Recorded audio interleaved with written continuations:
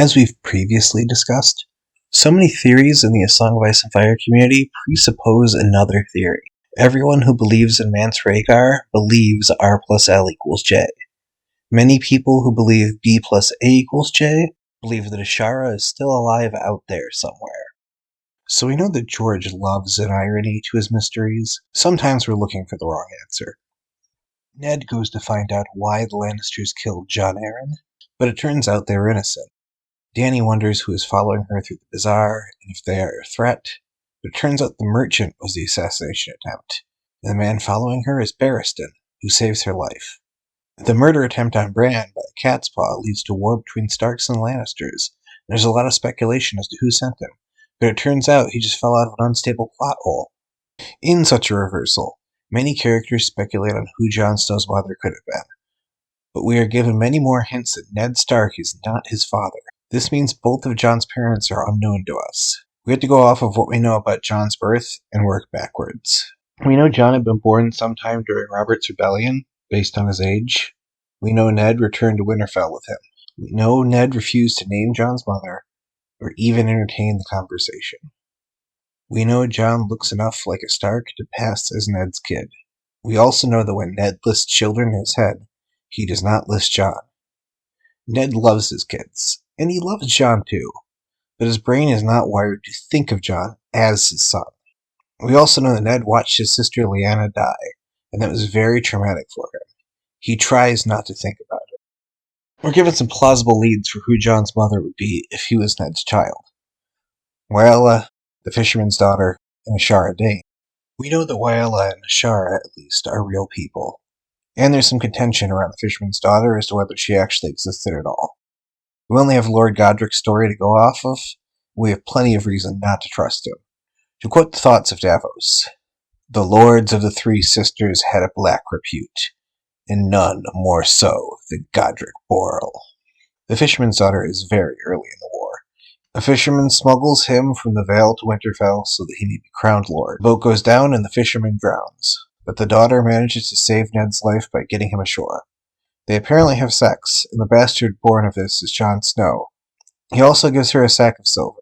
We can likely discount this being Jon's conception, even if we accept this story is true and this woman exists. Ned could easily explain this and keep his honor, because this happens before he is married to Cat. There's literally no reason for a lie. In addition, it seems weird to have sex with someone right after watching your father drown. Not really the most romantic. I like the suggestion I've seen on some Reddit comments and forum posts. This is a conflation of what likely happened. Ned was saved by the daughter, and on the return from the war, he found her and gave her a gift of coins for saving him. In tow behind him was Jon and his wet nurse. But we're getting ahead of ourselves. Ned then becomes Lord of Winterfell and marches south. Benjen Stark remains behind as the Stark in Winterfell. Many of his most important bannermen ride down with him, and they arrive in time to turn the tide at the Battle of the Bells.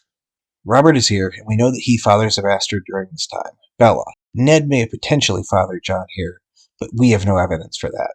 Robert may have had another bastard here, or maybe one of Ned's bannermen, but again, he'd have no reason to cover this up. If he wanted to adopt the bastard child of one of his dead bannermen, he could do so with zero controversy. Immediately after this, he marries Cat, and Jon Arryn marries Lysa. This is where Robb is conceived, on that very night. And if Ned is Jon's father, though he likely isn't, from this point on he would at least have some reason to cover for Jon's mother.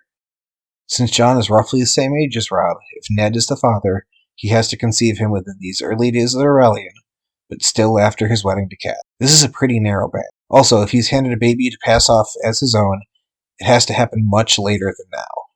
So for the next few stops on the war, we're just going to mention the named women who are present and whether Ned would have had any time or means to either conceive Jon or receive an infant from them. We'll mention some of the notable men, too, in case they're part of the scheme. Next is the Battle of the Trident. We don't know of women in attendance, but there are likely camp followers. But it seems unlikely that this would go unmentioned if this is where Jon came from. Rhaegar dies in this battle, so this was his last chance to father Jon. Ned rolls into King's Landing not long after to find it sacked. King Aerys is dead, Jaime is sitting on the Iron Throne, and Tywin's men are brutalizing the city. Elia Martell and her children of Rhaegar are dead, although it's possible that one, or both of them were swapped out at the last minute. Maybe Ned was part of this baby exchange and just doesn't think about it. Robert and Ned get into a massive argument here over the Lannisters. They have a falling out, and they don't see each other again until the Greyjoy Rebellion. This is the last chance for Jaime or Robert to be involved in Jon's origins, and we don't have a plausible case as to why they would be. Next, we have Ned and his bannermen lift the siege at Storm's End, with Mace Tyrell and Randall Tarley present, as well as Stannis Baratheon and Davos Seaworth. Renly is too young. We don't hear of any women of note. Now we get to the Tower of Joy. Everyone in the fight dies, except for Ned and Howland, and they find a dying Lyanna. A lot of people think this is where Jon is born, but we know from years of theorizing their child is actually Daenerys. Plus, that's what happened in the show, right? I don't know, I never watched that far. Let me find a clip. Listen to me, Ned.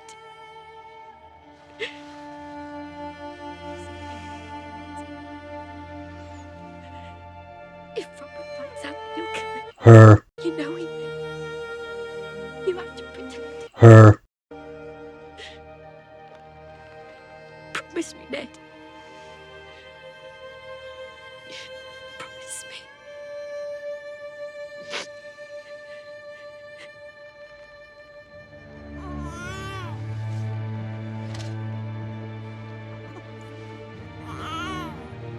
Promise me, Ned.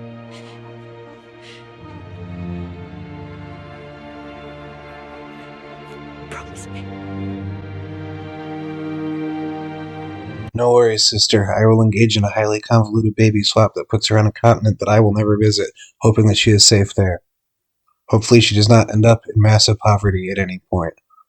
It would also be really bad if she got married to somebody who put her on horseback and sent her into a wasteland where she could easily die of war, illness, or other circumstances.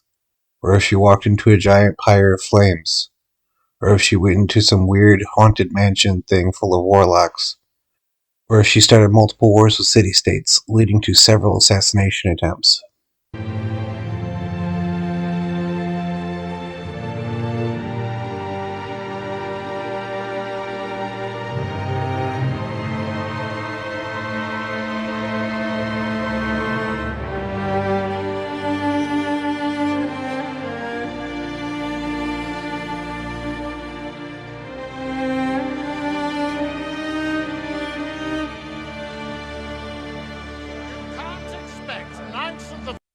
Yeah, that's what I thought.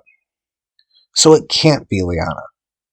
After this, we know he went to Starfall. Many people speculate that Jon is the child of Brandon and Shara. I think they had a kid, but that kid isn't Jon Snow. So we covered a ton of people who don't have the time to be Jon's father, and for whom Ned has no reason to lie for. Lyanna isn't Starfall, but it's way too late for her to be Jon's mother at this point. She could be Jon's wet nurse, but I don't think she is. Why? Well, for starters, Ned wouldn't need to lie if it was Brandon's kid. Who cares? He's a bastard, so he can't be the Lord of Winterfell. Why do the baby swap? Is it because of the purple eyes? Here's the bigger problem. If he was born in Dorne, he should be Jon Sand. So we have Dany and a Jon Sand. Neither can be Jon Snow. Now, we need to ask ourselves the question. How could a bastard named Jon Snow be born? And how could he look like a Stark? Could he be Ned's child? No, Ned didn't have the time. Brandon? No, he'd been dead for too long. If he's a child of Stannis or Howland or someone else, there is no motive for Ned to take him as his own. There is only one person who had the time and the genes to father Jon. Benjen. Benjen stayed at Winterfell the entire war. Who else lives in the north and is attracted to Starks? That's right, Barbary Dustin. We know she had sex with Brandon Stark, and she was fond of the dashing horseman, Domeric Bolton. Who has the looks of Brandon and the skills of Domeric? Benjen. He's as old as Lyanna was at the time, so he could have plausibly fathered Jon. But why would Ned adopt him? Well, many speculate that Ashara miscarried, but maybe a child was expected. In the telltale Game of Thrones, the Forrester bastards are sent north of the Wall. Maybe there was a duty of the Lord of Winterfell to have at least one bastard. Maybe he sent a letter saying he'd bring back a bastard and had to hastily swap out the baby. And I think this possibility is best explored by our guest on this episode. Michael talks about stuff. So, if you've seen my theories, we talk about the secret underwater network beneath Westeros, tied by wells and caves and bottomless pits. Well, here is my theory. Ashara didn't miscarry. Ned miscarried. He's walking around, riding on horseback from Dorne, going through the mountains and over rivers, carrying a baby the whole time. Now, obviously, the baby will be shaken quite a bit during this ride, and there's a lot of opportunity to drop the baby along the way. My thought is he managed to get the baby up to show him to Cat, dropped him 10 minutes later, and realized it looked like he killed the baby because Cat was upset, and he made a plan to swap him out. He got a fish from the fisherman's daughter to carry around and adopted the first baby he saw, Benjen's bastard. He then threw the dead baby down a well. Honestly, that's what I would do in that situation. So yeah, that's the only plausible explanation of Jon Snow's parents. Now join me for my next series, an 8-parter on why Dagmere Cleftjaw's Azor Ahai. See you soon.